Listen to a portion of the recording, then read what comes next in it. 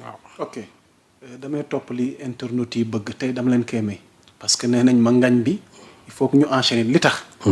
question bi ma la naroon a posé mooy Serigne Saliou tey wax nga ko ci maître Abdoulaye Tine est-ce que keneen ku dul maître Abdoulaye Tine te ñu xam soit dafa jege Sonko. wala muy mën a combat di défendre Sonko. ñu tudd ko ci les privilèges ñu ne ndax Serigne Saliou dina ko nangoo dénoncer dina ci wax parce que xibaar gi ñu jot. ci mbiru Ngagne Demba Touré da nga bëggoon ci enchaîner. waaye fi mu ne nii nag je suis obligé ñu wax ci. on nous a révélé li nga xamante ne nii moom mooy.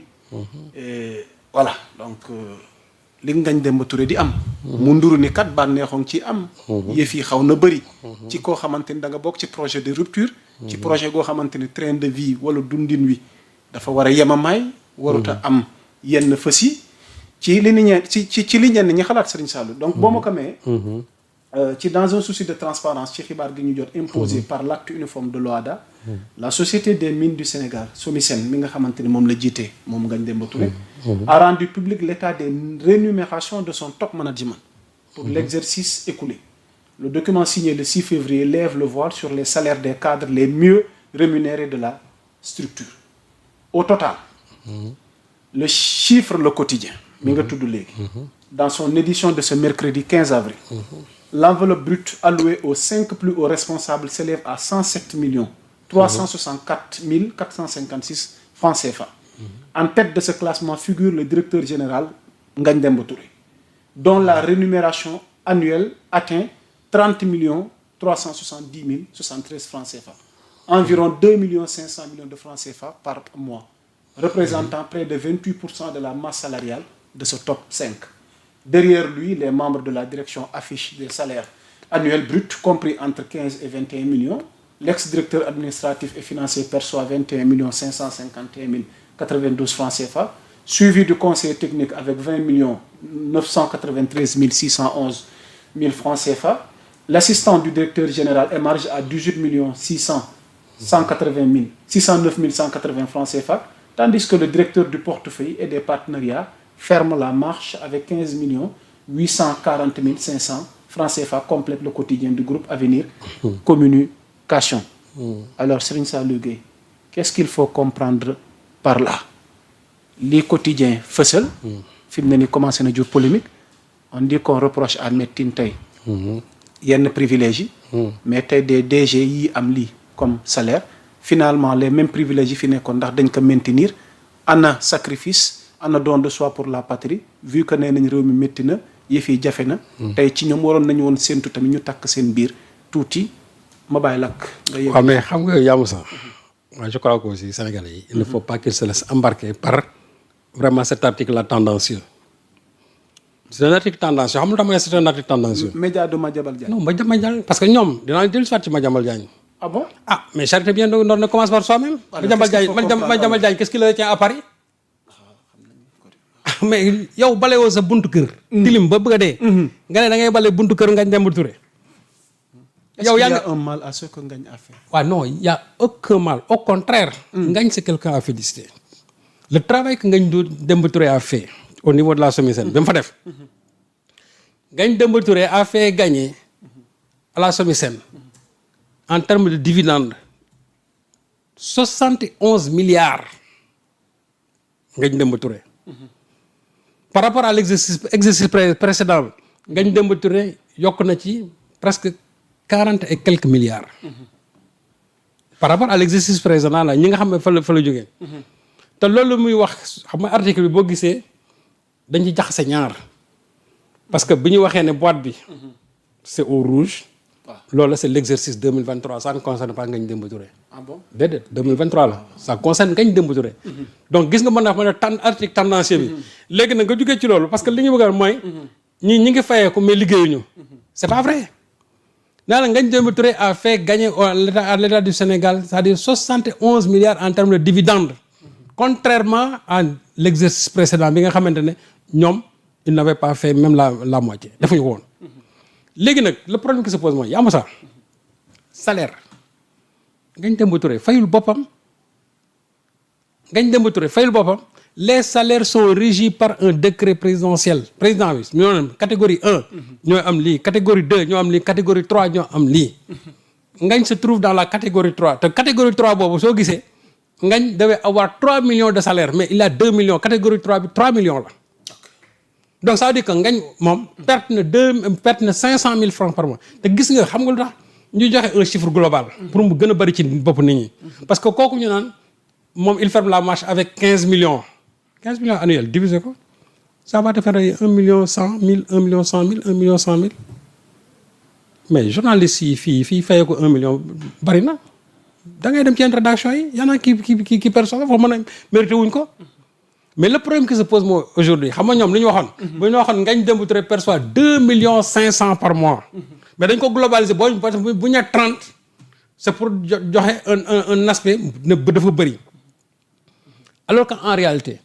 Ngagne Demba Touré moom décret présidentiel kon dama xam ne ñii kay dañoo bàyyi mais am na ci ay salaires yoo xam ne fii mais ñi dem ba ay salaire de 10 millions kay xanaa kay ñooy ñooy waroon tapé Ngagne ci ñi gën a bas salaire ci la bokk dans ce groupe là il y en a qui touchent jusqu'à 10 millions pourtant ils l'ont pas dit man poste bañ ma proposé woon ma décliné ko mais poste boobu 5 millions la par weer yaa ngi sax man kon xanaa moo fa nekkoon tey kon xanaa kon rey nañ ma nga décliné ko kon parce que bu ma fa nekkoon tey multiplier 60 millions 60 millions annuels la di Serigne Saliou Gueye 60 millions par an kon xam loolu scandale lay nekk di alors que yow da nga ñëw fekk un décret mu régir loolu maintenant c'est le président de la République moom ci boppam bu waxee ne day wàññi salaire yi wala ñu ne dañuy am na benn commission je ne sais pas de pour la révision des rémunérations au sein de la fonction publique mais nañ ko def mais Ngagne Demba Touré moom la nga xam ne indi na ko ci boîte bi lan moo tax ils l'ont occulté. boo ma ko mayee. waaw parce que tamit xam nga. lu wax lu ne rek dafay tungam seet. voilà donc dama yore yëf yi c'est des résultats financiers quand même inédits pour l'État actionnaire. selon un rapport. oui. rapport publié par la Société des mines du Sénégal. sur le CNSA. Les dividendes bruts perçus en 2025 ont atteint 41 milliards 425. Soit plus du double de la moyenne des 4 dernières années. oui. yemuma ci de. pourtant les yore bind na ko. waaw estimé à 18 milliards mais c'est important de le rappeler effectivement. ce bond de 126% constitue un signal fort. waaye dañ ciy ajouté waat Serigne Saliou Gueye 29 milliards 532 générés via l'impôt sur les revenus des valeurs mobilières. loolu moo ko yóbbu 71 milliards. léegi nag loolu moo ko yóbbu 70,957 milliards pour l'année en cours. mu nekk quelque chose d'inédit. c'est ce que je viens de dire Yamoussa. dama bëgg confirmer rek. am na dañ ñoo yar ci factuel. non bien sûr loolu li nga def. non li nga def sax am na solo. yàlla nee na la lan mooy factuel. waaw non li nga def am na solo. c'est-à-dire que en réalité. donc je crois que tey lii moo joroon a wane. Ngagne fa mu fekk boîte bi. ak fi mu ko indi tey en termes de perception financière. double voire sax. waaw triplé. donc kii man de kuy liggéey par weer. di indi xaalis bu bëri. mérité nga salaire 5 millions. parce que yow yaa liggéey loolu.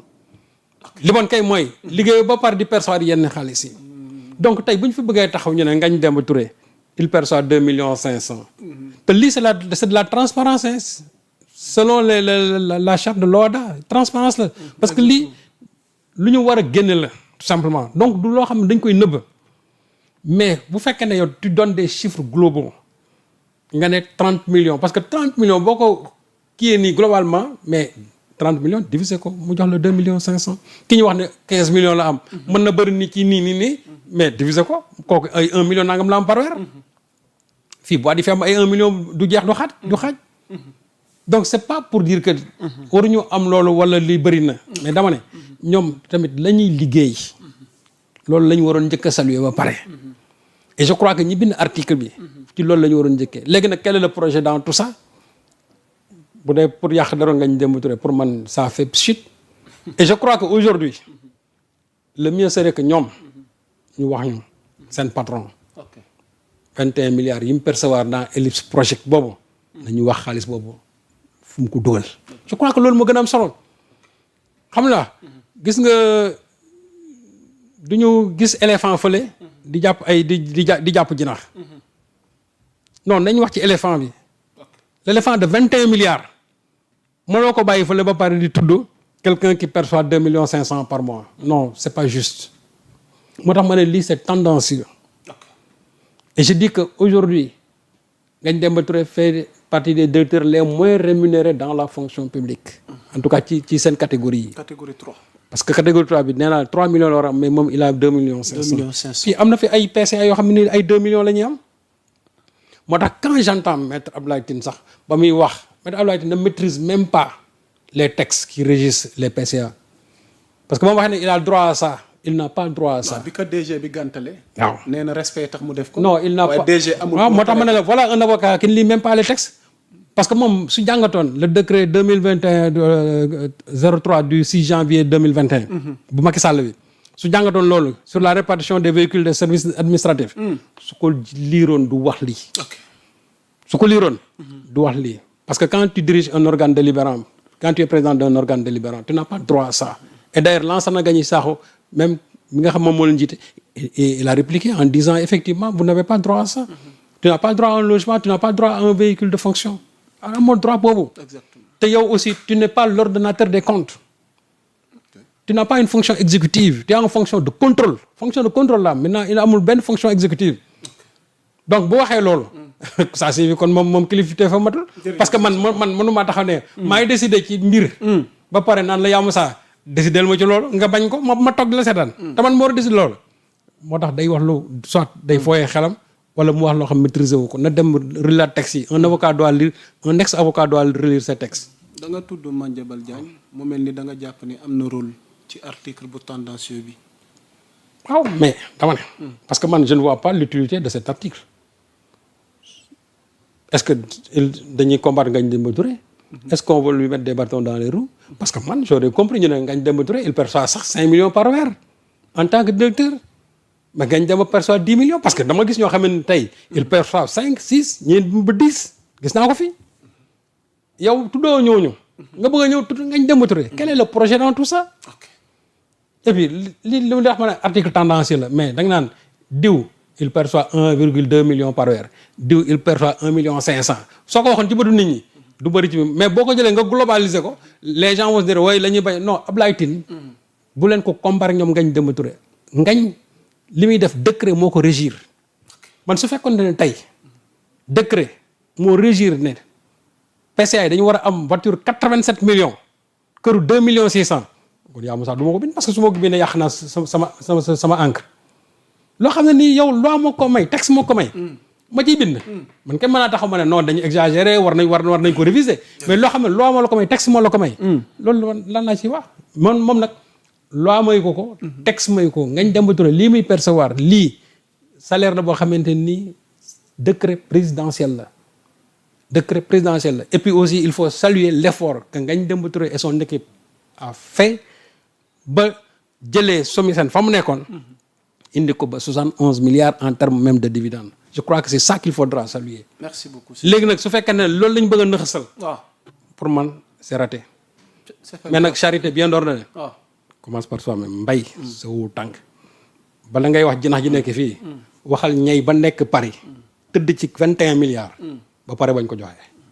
daw dëkk bi. newoon nga ma du ñëw de. waaw mu ngi noonu du ñëw. xanaa. newoon na dina ñëw de. xanaa cour de cassation bi daal ne léegi moom foofu ko faf waaw.